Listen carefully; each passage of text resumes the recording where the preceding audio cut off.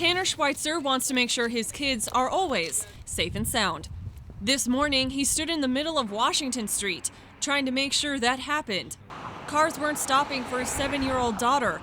She was trying to cross the road to get to school. It was so bad this morning, people were still not stopping, and I had about 5 cars pass me while I was standing out in the street. Schweitzer wasn't at a crosswalk.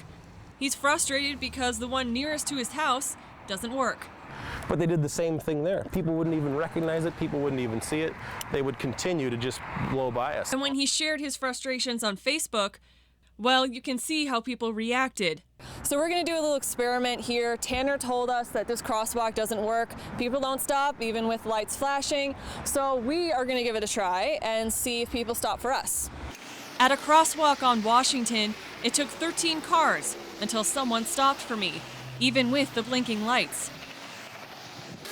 At a crosswalk by the Northbrook Mall, it took 35 cars before I could cross. In front of BHS, no cars stopped. One person slowed down, realized no one else was, and then ended up not stopping. And I had to wait until traffic to completely clear to run across. And mind you that there are hundreds of students that use this crosswalk every day to get to school. People may be, texting and driving, maybe, looking for stuff in the car and not paying attention, maybe late, in a hurry. Make sure that the driver sees you. He says one way pedestrians can cross safely is by making sure they make eye contact with drivers. You have to kind of share the road with, the drivers and the pedestrians. They have to work together. Legally, drivers don't have to stop for a pedestrian until they have 1 foot in the crosswalk. But to Schweitzer, it's about courtesy. My mama taught me to stop for any pedestrian at any time. It's courtesy, it's respectful. He says hopefully people will drive slower on Washington.